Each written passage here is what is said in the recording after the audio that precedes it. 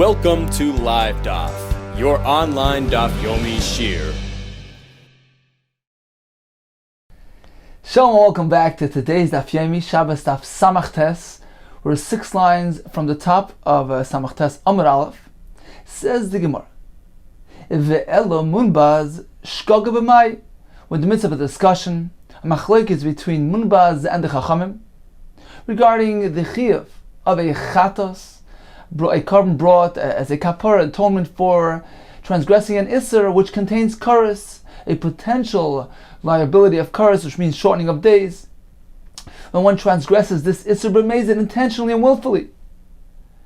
So when it's done unintentionally with unawareness, in that case, the shagaga, this unintentional avera, brings about a chiyuv chatas. So we have mezid, which is kares, we have shagig, which is chatas. Now, according to Munbaz, even a shogeg, a chatas for a shogeg, is speaking about a case where even if he's aware, he does it intentionally, he will still bring a chatas for this aver. Says the Mar, how can that be so? Vela Munbaz shegaga b'mai. If according to Munbaz, a chatas is brought for something which he did intentionally.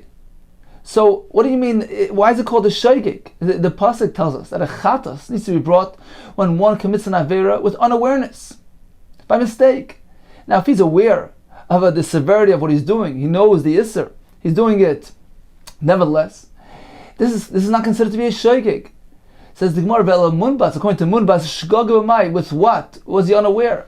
In which aspect of this transgression was there a shgaga, an unawareness? Says Merkigain, for instance, sheshagag b'karban. He was unaware about the chiv karban, that one is liable to bring a karban when he does this aver b'shogeg. So although he knew that it's aser, there's a lav. He knew that if it's done b'mezid willfully, this kares. Nevertheless, since he didn't know, he wasn't aware about this detail, this factor of chatos, that is sufficient to deem him a shogeg. Since he wasn't aware of the full gamut of factors and details involved in this issur. So once again, according to Munbaz, even if he does the aver intentionally, he knows that it's asur. He knows that there's a potential kares when done willfully and intentionally. Nevertheless, since he's missing some knowledge here, he's not aware of the full weight of what he's doing. He doesn't know about the carbon that is brought when this is done b'shogeg. In that case, we regard him as a shogeg, and he brings a carbon chatas. However, the Rabbanan disagree. They hold that that's not sufficient to deem him a shogeg, since he knows about the isser, he knows about the kares. Says the Gemara, Rabbanan shigigas carbon loishma shgaga. That's not considered to be a shogeg. Let's take a look at Rashi. Right here off to the side, on the right side, which comes out 13 lines from the top. Rashi says, Lo yishma shgaga. Why? Ad sheshagag ba'avera atzma. He needs to be unaware of something within the avera itself, the severity of the avera itself. What if he knows that it's aser and it carries a potential kares? But he doesn't know about something, an aside, a peripheral fact here, that if it's done b'shgaga, he'll bring a carbon. That's not sufficient to deem him a shogeg. It needs to be that he's unaware about something integrally connected to the avera. Says the Gemara, V'Rabbanan shgaga b'mai. Let's take a look again at Rashi, the next Rashi. V'Rabbanan, says Rashi, the bo shgaga ba'avera atzma. Now, according to the Rabbanan, who require that the unawareness or the forgetfulness should pertain integrally to the avera itself. Now, shgaga b'mai ka'amri. Now, to what extent does he need to have the shgaga? How much does he have to be unaware of? Shgaga, says Rashi, bekula milsa. There needs to be unaware. He needs to be ignorant about everything. Balav, vikares, that there's a isolav here, that there's a kares involved. Is that required?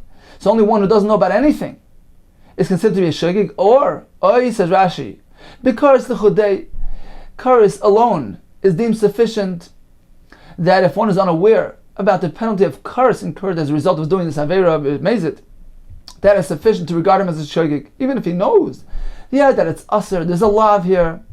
Since he's missing a very important factor, a very important facet of this severity of this Isser. He doesn't know about the kares involved. So he's not fully aware of the weight of what he's doing, and therefore that's considered to be a shogeg. So once again, according to Munbas, it is enough that he's unaware of the carbon.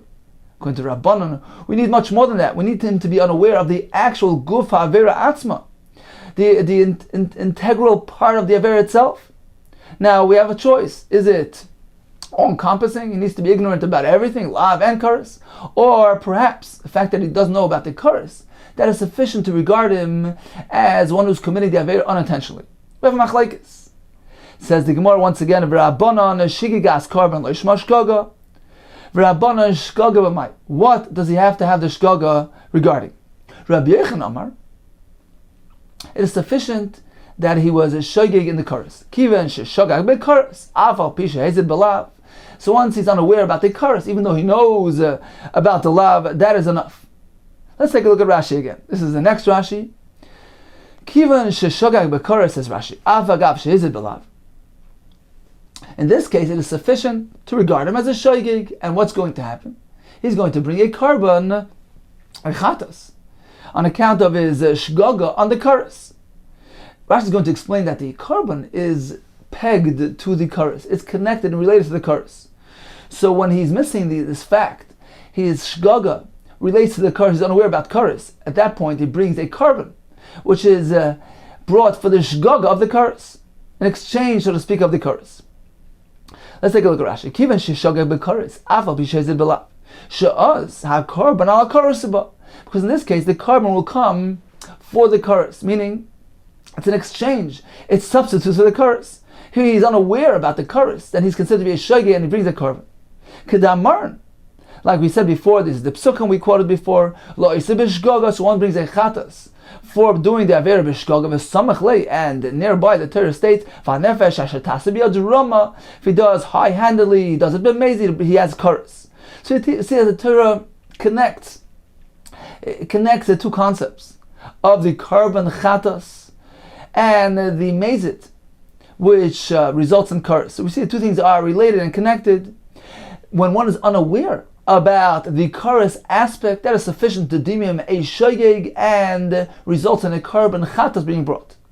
So this is the sheet of Rabbi Yochanan. Once again, Rabbi Yochanan holds, Kivan sheshogag bekares, afal b'shehezid b'lav. He doesn't need to be unaware of everything, the kares and the lav, even if he knows that there's a lav involved here, it's usur. Nevertheless, since he's not aware of the severity, of the weight that this avera carries, he doesn't know about the kares aspect, he will bring a chatas. He's regarded as a shogeg. For a shloka shomer, no. His unawareness needs to be all-encompassing. Ache yishgoig belav v'kares. He needs to be unaware of the kares as well as the lav. Amar Rav, my taima, the Rav Shimon Malakish. What is the reason for Rav Shimon Malakish? Now, Rabbi Yochanan's basis, we just presented with Rashi. The psukim seem to indicate that the chatas on the shogeg is directly related to the kares, and that is deemed sufficient to regard him as a shogeg. What then is the basis? What is the source for Rav Shimon Lakish's opinion that the shgaga needs to apply to not only the kares but also to the lav? It says in what Omar Kra, the pasuk says as follows: Asher lo te'asena b'shgaga b'ashem. So one who commits an avera which is not meant to be done, Asher lo te'asena, says Rashi, Hainu lav. This is referring to the law where the Torah prohibits, states a isser. Refrain from this activity. So one who does that, the Hashem becomes guilty. And the pasuk continues there that he brings a chatas. We learn from here, he needs to have unawareness, shgaga, regarding not only the kares but also regarding the lav, as the pasuk says, ashaloi te'asena. So we see that the carbon chatas is brought in relation to the shgaga on the lav itself. Says the Gemara, Rabbi Yochanan, Haikra, the Rabbi Shimon Lakish, what is he going to do with this pasuk of Rabbi Shimon Lakish, which seems to indicate that shgaga is indeed related not only to kares but also to the lav? Says the Gemara, he uses it for something else, for another halacha entirely. The Sanya, he needs it for the halacha contained in the following brisa. Mi'am ha'oretz, the pasuk says that if somebody will commit an avera, and the pasuk uses the word me'am ha'oretz, Me'am aretz, meaning from the people of the land. Me'am is coming to limit, to restrict. Some people will bring a carbon and others won't. Which people will not bring a carbon? Says the Brayta, prat lemumar. It's coming to exclude a mumar who routinely transgresses Isurim. He doesn't need to bring a carbon. He's not privileged enough to bring a carbon. So this is learned from the pasuk Me'am Haaretz, according to the Tanakama. Reb Shimon ben Elazar Eimer, Mishum Reb Shimon, we learned this concept from a different pasuk. Asher lo tiasena b'shgaga b'Hashem. So this is the pasuk that Rabbi Shlakish used before, and here we use it to apply it to the exception of mumar.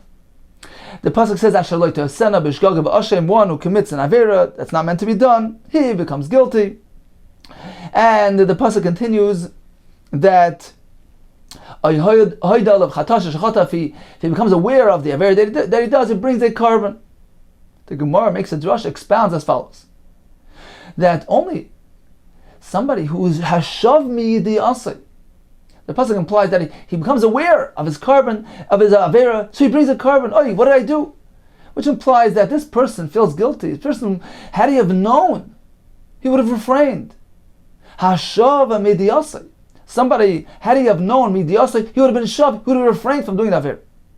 In this case, maybe carbon al shigigasa, he brings a carbon for transgressing, for doing the shgaga.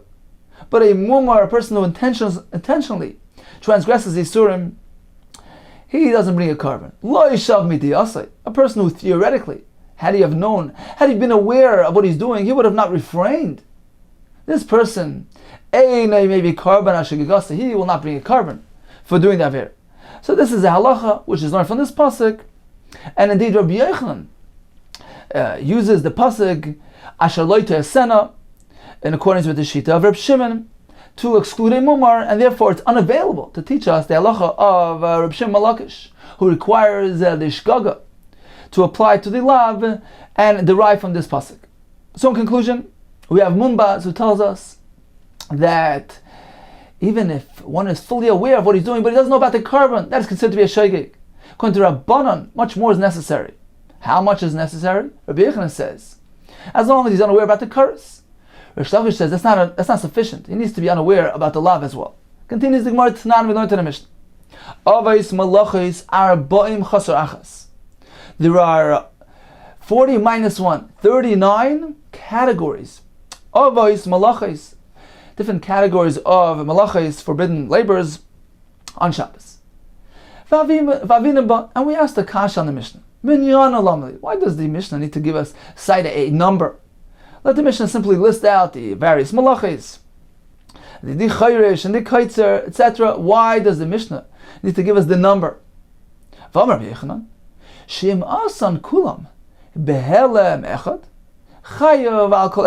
Mishnah is indicating that if one should go ahead and do all those malachos with one lapse of forgetfulness, so he's unaware about all these isurim, he doesn't know all these things are malachos, he did a shgaga for everything, and he hadn't remembered anyway throughout this his doing the 39 malachos, he hadn't recalled that he was doing an avera, so he went from one to the next in one lapse of forgetfulness. In this case, he still will bring separate karbonis. Chayav al kol echad ve'achas. He needs to bring a separate carbon al kol echad ve'achas, since they are separate categories, separate obvious malachos. And as Rashi says, the Mishnah is simply telling us a simon. You want to know what is the maximum chatois, karbonis, multitude of chatois that a person can bring? He can bring 39 malachos for being mechalel one Shabbos. I think we'll analyze this discussion, this halacha. So the Mishnah is telling us that potentially one can bring 39 chatois for a single Shabbos. Says the Gemara,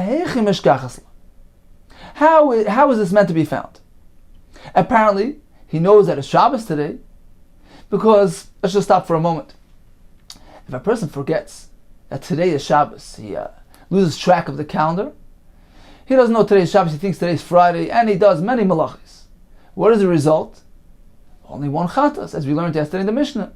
Because the shgaga applies to the Shabbos itself. It's considered to be one unit, an all-encompassing unit, which includes all malachis done within it. So apparently when the Mishnah tells us, according to Rabbi Yechon's interpretation, the Mishnah is coming to teach us that, even on one Shabbos, one is liable for 39 chatois. Apparently this person knows that it's Shabbos today. He simply forgot that these are considered to be malachas. Let's take a look inside. How is this found?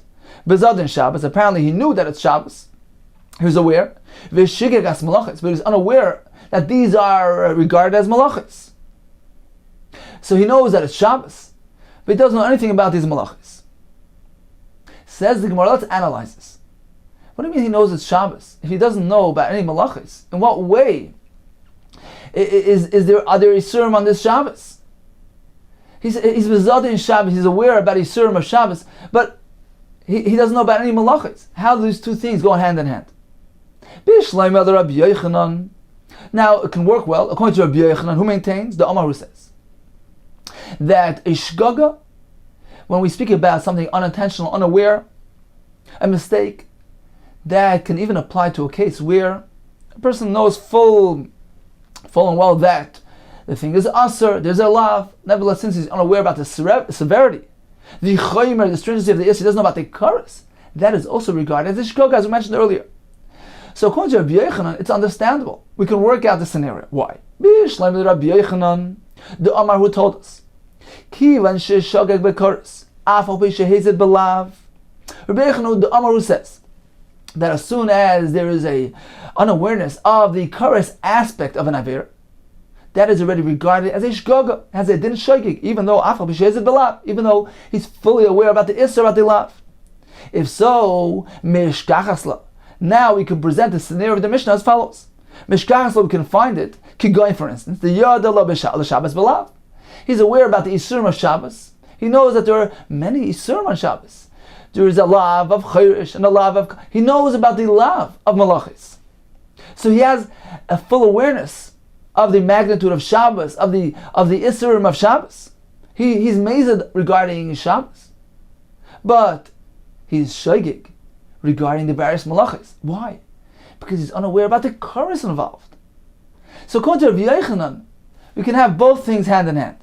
Both things work in tandem. There can be a mezah on the Shabbos, since he's aware about Shabbos with regards to lavim. He knows that Shabbos entails many isurim of malachas. Nevertheless, we regard it as a shgaga when it comes to the malachas itself, because he's unaware about the severity of the chaymer of the malachas. Doesn't know that they entail a isur karas. So now we understand the Mishnah. When a person knows that today is Shabbos, but he's unaware regarding these specific malachas, this person can come to bring 39 separate chatois on account of him doing 39 malachas b'shgaga. Ella the Rav Shimon ben Lakish. However, according to Rav Shimon ben Lakish, the Amar who says, the only time we regard it as a shgaga is only when his unawareness is all-encompassing. Not only doesn't he know the severity, doesn't know about the curse, but he must not know about the lav as well. In this case, the Mishnah is telling us that if one performed 39 malachas b'shgaga, apparently the shgaga relates to the entire concept of the avera. He doesn't know about the curse, he doesn't know about the lav. Now, the Mishnah is speaking in a case where he knows about Shabbos. He knows that Shabbos has Yisur. Shabbos v'mai. What do you mean he knows about Shabbos? He's amazed on Shabbos. As far as he's concerned, there's no Yisur on Shabbos, because he's totally unaware of any aspect of Yisurim by Malachis. He doesn't know about the lav, doesn't know about the curse. So what do you mean he knows about Shabbos? Says the Gemara, the Yada betchumen v'ali b'der Akiva. Says the Gemara, we have an Isser. According to Rabbi Akiva, there's an Isser Torah to leave a person's boundaries, 2,000 amas, past his home, past his city. So this is an example of an Isser, which is not really considered to be a malacha. There's no chatas, there's no carbon. So he knows that Shabbos entails an Isser, for instance, Isser Tchumen. So he has an awareness about the concept of Shabbos with regard to Isser Tchumen. However, he's unaware regarding all other malachas, the 39 malachas. Not only does he know about the curse, nor does he know about the lav as well. So according to Shimon ben Lakish, the case in the Mishnah speaking about, he knows about Shabbos, he knows his Isser Tchumen, but he's unaware about any other malachas.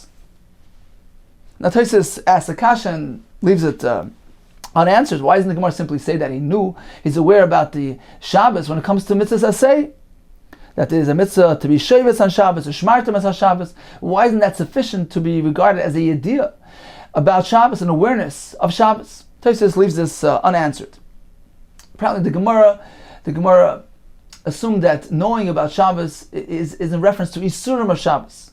So the Gemara indeed concludes that we found something, according to Rav Shimon Malachas as well. There's an Issa Tchumen, which is not regarded as one of the 39 Malachas. So he knows about that, but he's unaware about all the other 39 Malachas. Continues the Gemara, Man Tana, who is the Shita, who is the Tana, who authored the following Brisa? Man Tana Loha, the Tana Rabbana. The Brisa says, Shagag B'zeh B'zeh, one who's unaware about both aspects. About the actual Shabbos, he doesn't know today's Shabbos. Ubazeh, and he's unaware regarding the Malacha as well. So he's all around unaware. Zeu Shaygeg Ha'omer Torah. This is the highest form of Shaygeg, of unawareness, mentioned in the Torah, meaning there's no discussion. Of course, this is regarded as a Shaygeg. He's at Bazeh Ubazeh. What if he's mazed, he's aware, he's fully aware with regard to Shabbos, with regard to the Malachos. There's nothing missing from his knowledge. Zuhi Mazid, Homer Torah. This is regarded certainly as the highest form of Mazid, doing it intentionally, purposely. Homer Torah. What about something in between? Shagag b'Shabbos. He's unaware about the fact that today is Shabbos. Ve'ezid b'Malachos. But he's fully aware that these are regarded as Malachos of Shabbos. Or alternatively, Shagag b'Malachos. He's unaware that these are considered to be Malachos. Ve'ezid b'Shabbos, but he's fully aware that today is Shabbos. Or Sha'amar, he says like this: I'm fully aware, I know Shamalachos Asura, that this is considered to be a malach which is Asur on Shabbos. So he knows that today is Shabbos, let's say, and he says, I know this is a malacha.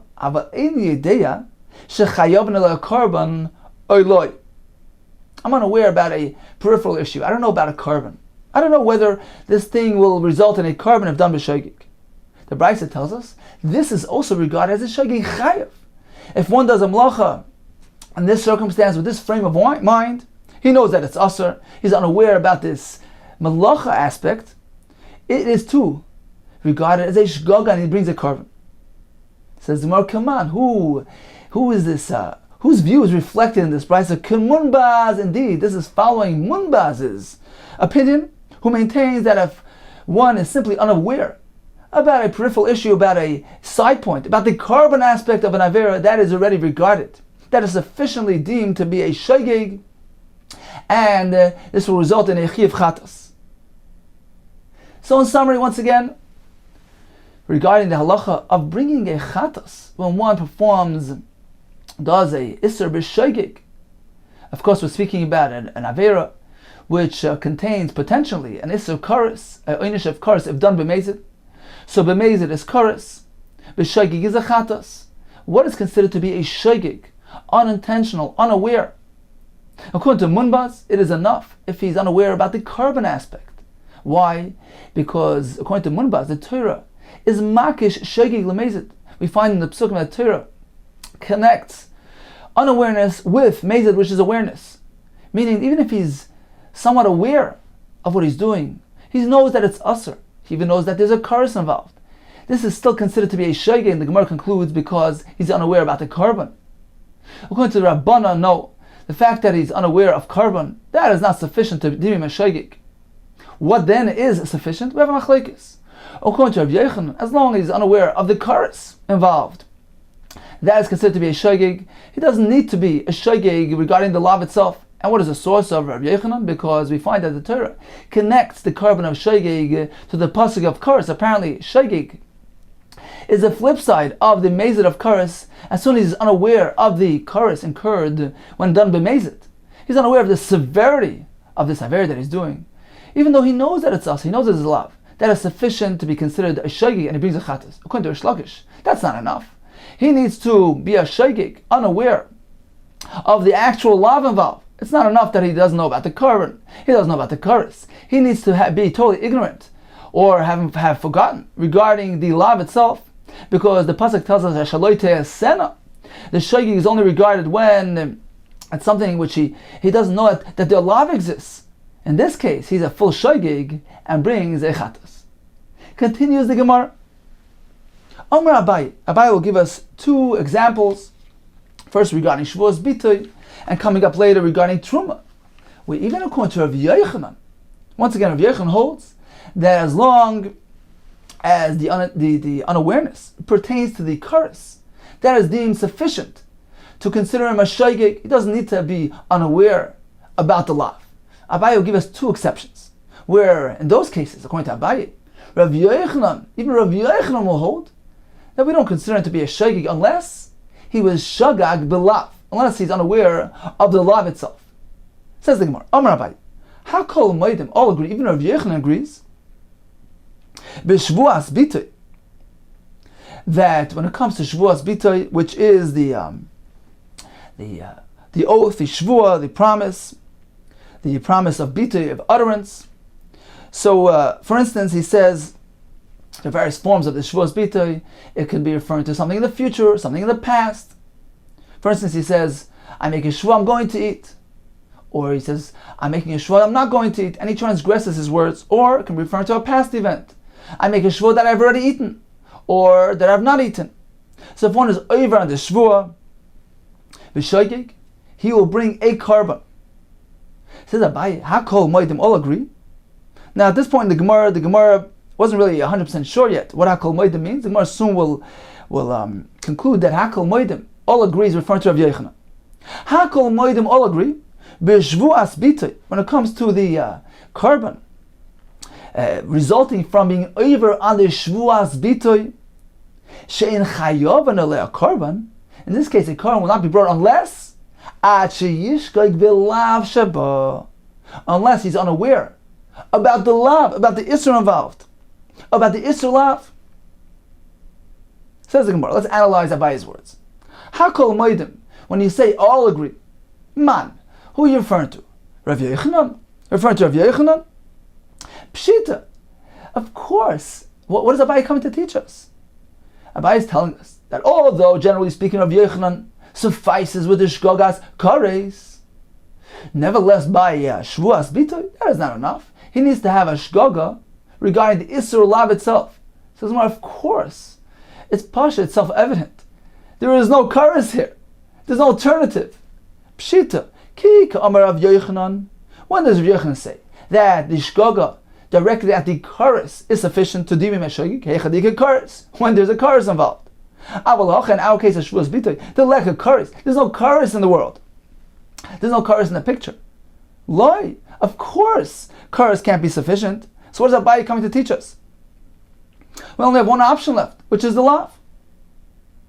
Says the Gemara, nevertheless, perhaps I would entertain to say that, okay, there's no kares here, but perhaps if he was shagag regarding the korban, he didn't know that there's a korban involved in being over on shvu'as bitoy. Perhaps Rabbi Yochanan would agree that by shvu'as bitoy, perhaps the shgaga on the korban will be sufficient. Now, although generally speaking, we say that shita, that opinion belongs exclusively to Munbaz.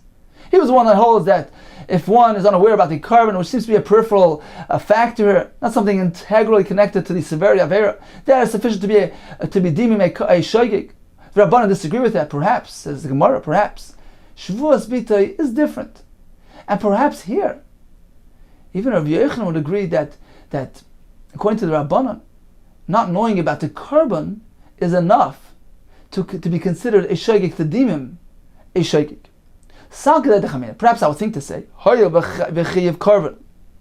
since the korban, this obligation to bring a korban by a shvu'as bitoy is really a chiddush. It's something unique. It's a novelty. Why? The b'chol Torah kula. If you look around in the whole Torah, lo yashichan lav the ma'aseh korban. There's no such a thing as a lav, which results in a korban chatas. Generally speaking, when one brings a korban chatas, it is for transgressing an isser, bringing over an isser, an avera, sheyesh ba kares, as we discussed at the end of yesterday, at the top of the Amid here, that a korban chatas is only brought as a flip side of kares. An avera which contains kares, but it brings a chatas b'shogeg. But a simple lav, we don't find a chatas connected to it. Except this is different. A shvuas bitul will bring a carbon, even though it's merely a lav. Once again, hoyil v'chayir carbon chidushu t'b'chol ha'torah kula. Everywhere else, lo yashichan lav the ma'isi le carbon v'hacha ma'isi. However, we're here by shvuas bitul. He brings a carbon even for a lav that does not contain a potential karas. In this case, perhaps I'll think it's different. Ki shagag be'carbon nami l'chayiv.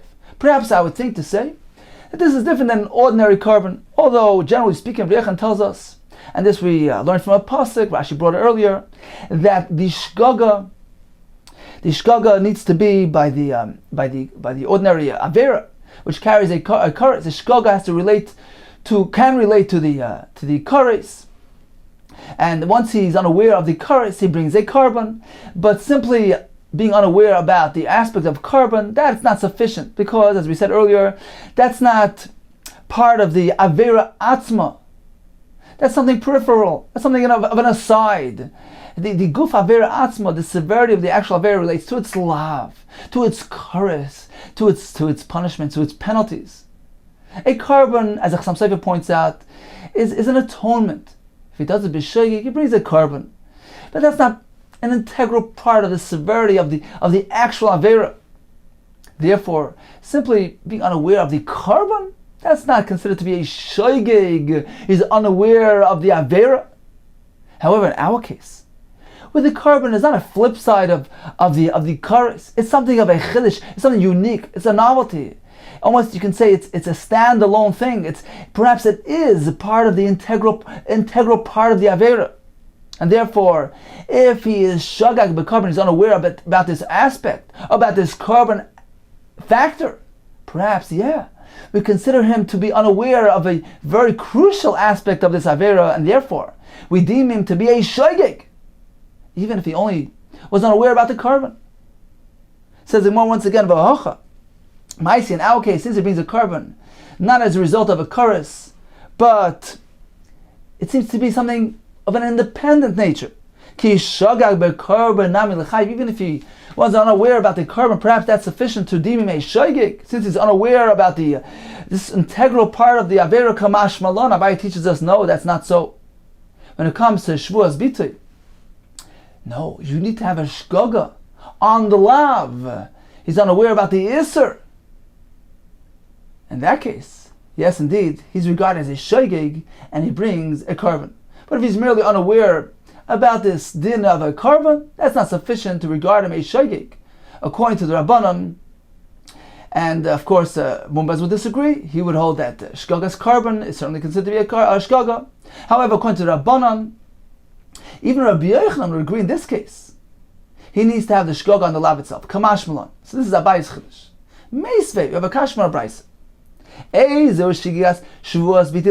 What is an example of one who is transgresses unintentionally, inadvertently?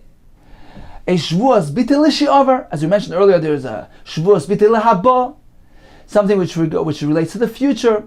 He makes a shvuah, I'm going to eat, and he doesn't. But shvuas bitul shi'avar is something of the past. It's relating to a past event. Now Rashi points out it's a little bit difficult to picture it. Why? Because the pasuk tells us by shvuah, ha'adam b'shvuah. When one is transgressing a shvuah, in order to be liable, he needs to be an adam. And Rashi brings that the Gemara learns from there that he needs to be a full-fledged person. What do you mean a full-fledged person? Says Rashi, he should have the proper presence of mind. He's an adam, because what is the difference? What is unique about an adam over a behema? It's our mind, it's our intellect. So when the pasuk says adam b'shvuah, means that he's fully aware. He has presence of mind. He knows what he's doing. But for instance, if one he's unaware, he makes a shvuah, he promises that I ate. And in reality, he didn't eat. But when he uttered the shvuah, he simply forgot that he had eaten. So he thought that he ate. So once again, he makes a shvuah, I ate, because he thought that he had eaten, but in reality, he never ate. So this is not considered to be an adam b'shvuah. He doesn't have the proper presence of mind. He's unaware about the facts. Or alternatively, if he doesn't know that it's asr, there too, it is not considered to be ha'adam b'shvu'ah. He doesn't have the proper presence of mind. He either doesn't know the fact, or he doesn't know the isser. In that case, he wouldn't be held liable. So what is an example of the shigiga shvu'as bitay, when one will bring a carbon for transgressing b'shogig a shvu'as bitay l'sha'avar, something relating to the past? Says the Brisa, this will be an example. Shem Amar yoideani sheshvu'ah zu asura. He knows, he says, I'm fully aware that this false oath, this false shvu'ah is asur. I know it's prohibited. I know there's an isser, there's a lav. So he gets up and he says, I'm making a shvu'ah that achalti, that I ate. He knows in his mind, he's fully aware that's false. And he knows that it's asur to make this shvu'ah. But he's missing one fact, one piece of information. Ein yedea. He says, I don't know. Im chayav and alei karban olai. He's unaware about the chiyuv karban. Chayav. This is sufficient to deem him, to regard him as a shoygig, as being over the isser b'shoygig, and he is chayav, he's liable, he needs to bring a karban. We see clearly from this brisa that even merely being ignorant about this peripheral aspect, this karban aspect, this chiyuv karban is sufficient, is enough to regard him as a shoygig. And this contradicts Abaye's teaching, Abaye's chiddush. Abaye just told us that it is only a shoygig if he's unaware about the chiyuv lav, about the isser lav. But not knowing about the carbon, that is not enough to regard him as a shoygig. Says the Gemara, it's not a kasha. Hamani munbasi. This brisa is found in the Shita of Munbas, who held all along that a shgaga relating to the carbon is sufficient. So this is not a kasha on Abaye, who is discussing the Shita of the Rabbanon. According to the Rabbanon, shgaga of the carbon is not enough. He needs to have a lapse of knowledge, an unawareness, an ignorance regarding the severity of the affair itself. And yes, Abaye maintains that unless he's unaware about the lav, that is not regarded as a shoygig by shvu'as bitay. So in summary, regarding the halacha of shoygig by shvu'as bitay, according to Munbas, if he simply is unaware of the chiyuv karban, that is enough. According to the Rabbanon, according to Abaye, he needs to have not only a shigigas karban, but also he's unaware about the lav. But Amar Abaye, hakoil moedim, all agree, b'truma, with regard to truma. Now we know that if a zor, non-kohen, eats truma, there's a lav, he's not allowed to. If he does so b'mezid, there's an einish of misa b'dei shemayim. He's liable to misa in the hands of heaven. And b'shoygig, he needs to pay a chaymish, meaning he needs to pay back the principal of what he ate, in addition to a surge charge of a fifth. So we have three aspects. We have the lav, we have b'mezid, b'misa, and we have b'shoygig is the chaymish. Says Abaye, what is regarded as a shoygig? All agree, says Abaye, hakol moedim b'truma, she'ein chayav and alei chaymish. There is no chiyuv of chaymish by shoygig ad sheyishgoig belav shaba. Even Rav Yechon will agree over here. It's not enough that he's unaware about the misa. He needs to be unaware. He needs to be shoygig with regard to the lav. He needs to be unaware about the lav, and only then will he bring a chaymish. Says Marhakol moedim man. What do you mean all agree? Rav Yochanan, pshita, it's pashit, that in this case certainly he needs to have the shgaga about the lav. Why? Ki Amar Rav Yochanan. When does Rav Yochanan say that he doesn't need to have the shgaga on the lav? Hechadiga kares. Yes, a standard aver which has kares. Rav Yochanan tells us as long as he's unaware of the kares, that is sufficient. He's unaware about the severity of vera, and therefore the shgaga on the kares results in a chiyuv karban, as we learned earlier. Rashi brought earlier that the pasuk, which tells us that he brings a karban l'oisei b'shgaga, is placed right next to the pasuk which speaks about v'nefesh asher ta'aseh b'yadrama, the mezid. So we see that the mezid meaning kares. So we see that the karban is brought on account of shgaga of kares. So certainly over there, Rav Yochanan maintains that the shgaga relates to the kares. It doesn't need to relate to anything more than that. It doesn't need to relate to the lav. Once again, Ki Amar Rabbi Yochanan Heichadika Karis. When does Rabbi Yochanan maintain that not knowing about the Karis results in a korban chatas? That's when we have Karis in the picture. Heichad like a Karis, but in our case there's no Karis. Loi, certainly he will not hold that. He will agree that we need a shgaga on the lav itself. So what is the Abai coming to teach us? Of course, according to Rabbi Yochanan, what then could the shgaga pertain to? Certainly there's no kares here. And the fact that there is misa here, b'mezid, well, the chaimish is not an exchange of the misa. It doesn't relate to the misa. It's not pegged to the misa, meaning having an unawareness about the penalty of misa incurred by when doing it b'mezid is not related to the chaimish of shaygig. Once again, only by a standard avera where the korban of chatas by shaygig is connected, pegged, related to the kares of mezid, there being unaware about the kares results in a chatas. But here, when it comes to truma, the two separate entities, the fact that mezid brings misa and the fact that shaygig brings chaimish, unrelated factors, and therefore one is not considered to be a flip side of the other, and therefore if he would be simply unaware of the misa, that wouldn't be sufficient to bring him to a chiv of chaimish. And therefore, certainly in this case, the only time we regard him as a shgaga is if he's unaware of the lav, because the chaimish is brought as a result of the lav. The shgaga needs to relate to the isa lav, and only then does he need to bring a chaimish. So what is Abai teaching us? This is halachas pashat. Says more, not so simple. You're making this assumption. You're saying that the chaimish has nothing to do with the misa, and therefore, if we want to regard him as a shaygig, evidently the shgaga is related to the issa, to the salav. Perhaps not so. Perhaps I would think misa b'makim kares medis. Yes, the chiv misa incurred by eating shaygig, by eating truma b'mezid, is in place of the kares that we find by the other isurim, and therefore, perhaps the chaimish is pegged to the misa, just as we find that the korban generally is a flip side of kares. Here too, perhaps the chaimish is a flip side of misa. V'chishaga b'misa nami l'chayiv. If so, in our case, by truma, as long as he's unaware of the misa, the flip side is the chaimish. If he doesn't know about the misa, that is regarded as a shaykh, and he brings a chaimish. Kamash malan. Abai teaches us no, there's no relation, no connection between the penalty of chaimish brought by shaygig and the penalty of misa.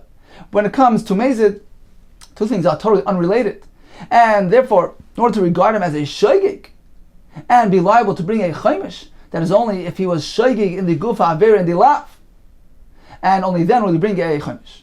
So the sheet about Abai, that according to Rabbi Yochanan, by truma the chaimish will only apply if he is shagag b'lav. Rava Amar no, Rava disagrees. He says, Misa b'makim kares emedes. Misa has the same status as the standard, the ordinary kares. The chaimish b'makim korban kai, and the chaimish brought by truma is in place of a korban, meaning there's a parallel between the einshim, the punishments incurred by truma, to the punishments applied to other isurim. Just as the standard isurim have the kares on one side by mezid, and on the other side the korban, and those two things are pegged and connected to each other. The shagag b'kares brings about the korban here too by truma. The misa b'mezid and the chaimish v'shagag pegged and connected to each other. The shagag b'misa brings about, is regarded as a shagag, and brings about and results in bringing a chiyuv of a chaimish b'shagag. So in summary, regarding the shagag b'truma, according to Munbaz, any sort of unawareness, even the shgaga of the chaimish, will be considered to be a shgaga. However, according to the Abbanan, we have a machlekes. According to Abai, even Rabbi Yochanan agrees that being unaware of the misa is not sufficient. He needs to be unaware about the lav. According to Rava, no. As long as he's unaware about the einish misa, that is equated to the einish kares we found elsewhere, and that is deemed sufficient to regard him as a shaygig, and he needs to bring the chaimish. Continues the Gemara. One was traveling on the road or in the wilderness. He lost track of the calendar. He doesn't know what day of the week it is. He doesn't know when Shabbos is. What is he meant to do? He counts 6 days, 6 weekdays, and he observes the seventh day. Chiyah barav omer, just the opposite. Mishamer yom echad, he observes the first day, meaning starting from tomorrow, because today doesn't count, perhaps he did malacha today. So he begins tomorrow, he considers it to be Shabbos. And following that, umoyne shisha, following that, he counts 6 weekdays. So the question is it 6-1 or 1-6? But my kamiflagi, what is the basis of their disagreement? Mar Savar, Rav Huna holds, Kiviyasa Shalayla meant to follow the order of the creation of the world, which means 6 weekdays and then a Shabbos. Umar Savar Adam Harishan meant to follow the sequence that Adam Harishan did. He was created on Friday, so he began the next day Shabbos and then followed with 6 weekdays. Meisvei, we have a brayso as follows. Hoya Mahalach B'derech, we have a kasha from the brayso which says one was traveling on the road. V'nei yedei Masi Shabbos, he's unaware when Shabbos falls. Misham Yom Echad L'Shisha, he observes one day L'Shisha for 6 previous days. My lab doesn't mean to say Moyne Shisha U'Misham Yom Echad. First he counts 6 days, and then the 7th is Shabbos. So this is a kasha to Chibara. Says the Gemara, Loi, this is not what the brayso means. Meshami yom echad. He first observes one day and follows it, umayna shisha, and follows it with 6 days. Yachi, if that's the pshat. Meshami yom echad l'shisha. Meshami yom echad l'shisha? Why does the brayso say he observes 1, 4, 6? The brayso should state it in the reverse. Meshami yom echad umayna shisha mebayle. The brayso should be clear and say he observes 1 and then 6. So this seems to be a raya to the opinion that yes, first comes 6 and then comes Shabbos. V'oitanya, we have an additional brayso. One was traveling, Shabbos. He's unaware when Shabbos is. Indeed, first comes 6 weekdays and then comes Shabbos. Tiyufta, to Rav Chibarav to Rifta. Indeed, this is a refutation and is a raya to Rav Huna. Amar Rava, v'chol yoyim v'yoyim, every single day, meaning even the 6 weekdays. He's not meant to do malacha more than necessary. He can only do malacha as much as he needs for his sustenance, for pikuach nefesh. Because at the end of the day, he doesn't know when Shabbos falls. Except for that day that he observes as Shabbos, he cannot perform any malachas whatsoever. Says, well, what do you mean? On that day he should die? What do you mean he can't do any malachas on that day? It's pikuach nefesh. Says the Ovid may asmoil shtei parnasos. Because yesterday, meaning the day before, the day that he's going to observe as Shabbos, he does double sustenance, a double portion. One for that day, and one in preparation for the Shabbos day. Says, how can he do that? He doesn't know when Shabbos falls. Perhaps the day prior to the day that he's observing a Shabbos is the real Shabbos. He's not allowed to do more than he absolutely needs for sustenance. How can you say he does a double portion? Ella rather, says the Gemara, you're right. Every single day, all 7 days, he does malacha exactly the amount that he needs for his sustenance. Even that day that he regards as Shabbos. And Tosfos points out that walking is allowed to do unlimited. Tosfos says one shot that even the day that he observes the Shabbos, he can keep on walking as much as he needs, even past the Tchum, because otherwise he's never going to get to the inhabitants, to the city. So therefore he can keep on walking. So once again, every day, all 7 days, he knows exactly how much he needs to sustain himself. If so, what do you mean he observes Shabbos? On that day that he's observing, in what way is it recognizable? What do you mean he observes the Shabbos? He does Kiddush and Avdallah. This way it makes some sort of remembrance so that he doesn't forget entirely about the concept of Shabbos. And this is a din d'Rabbanan. Continues the Gemara, Amara, if he recognized, he partially recognized the day that he left, the day that he embarked, that he departed for this journey. So he knows partially, meaning he doesn't remember what day of the week it was, but he knows that it was, for instance, 8 days ago. He left 8 days ago. Then he can be sure that the day that he left wasn't Shabbos. One wouldn't leave the city on Shabbos to depart on a trip. So therefore, 8 days later, he's sure that certainly this day is not Shabbos. Therefore, says the Gemara, Oisa malacha kol yom kula, you can perform malacha this entire day. Pshita, that's pashut.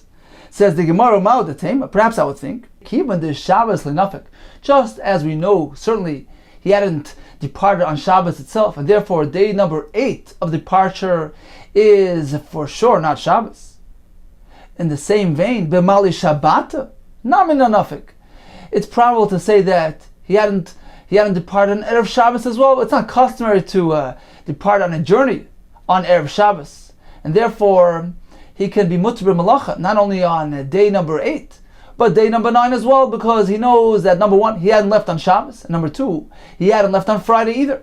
So the actual day of departure was certainly not Shabbos, and perhaps the day following his day of departure was not Shabbos either, because he hadn't left on Friday. Even if he left on Thursday, he will be mutter to do malacha for 2 days, meaning day number 8 and day number 9. Kamash malan, that's what Rava needs to teach us. No, this heter only applies to the day of departure. We assume that day wasn't Shabbos, and therefore day number 8, he can be sure and confident that it is not Shabbos. However, to say that he hadn't left on Friday, that's not so sure. Zimnin, perhaps sometimes the Mishkach Shairata, occasionally a Shairasa, a caravan will become available. Or Mikveh Nafik, and perhaps he will go ahead and Mikveh Nafik can happen, that he can go ahead and join them for the trip even on Friday. So in summary, a person who is traveling in the wilderness, he lost track of time. Rav Huna says he counts 6 and observes the 7th. He compares this to the creation of the world. Chiya bar Rav tells us just the opposite. He observes the Yom Echad, the first day, and then counts 6 weekdays, in accordance with the sequence that Adam Rishon counted. Rava tells us every day he does a bit to sustain himself. The day that he observes the Shabbos, he recites Kiddush and Havdalah.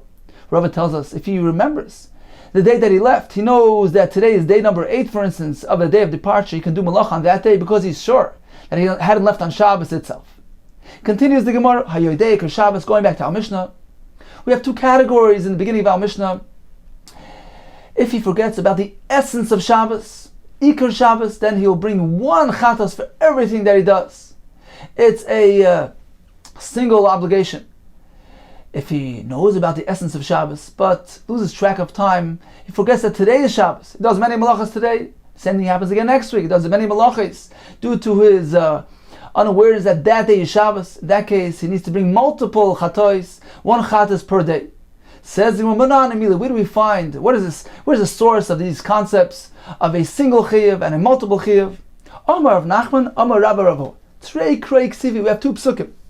One pasuk says, a singular term, V'shavu b'nei Yisrael HaShabbos. Klal Yisrael is meant to safeguard the Shabbos. So this is a Lashon Yachid, as HaShabbos, a singular term. Uksiv, another pasuk says, uses a plural language. Es Shabsoi Tishmeru. You meant to safeguard my Shabbos. So this is a plural term. Hakeitzad, how do we explain it? V'shamru b'nei Yisrael HaShabbos is Shmira Achas. The Shabbos is Harvey. 1 safeguarding, 1 liability for all Shabbos. For instance, a Chiyuv Chatas, which will apply to all Shabbos lumped together. In the case where he's unaware about the essence of Shabbos, he only chayiv 1 Chatas for everything together. The other pasuk, which speaks in a plural term, many Shabbos, Shmira Achas, l'chol Shabbos v'Shabbos, a separate safeguarding, a separate liability and Chatas for each Shabbos independently. That's speaking about a case where he was aware about the concept of Shabbos. He was unaware that today was Shabbos. Come next week, he was unaware that day of Shabbos. In that case, he brings a separate Chatas for each Shabbos. Maske floor of Nachman bar Yitzchak, he had a kasha adrab, just the opposite. If Chamistavar, it is logical to reverse things. So he doesn't disagree with the concept, but he reverses the source of the psukim. V'shamar b'nei Yisrael es HaShabbos, which denotes a single term that is going on the halacha of Shmira Achas, l'chol Shabbos v'Shabbos.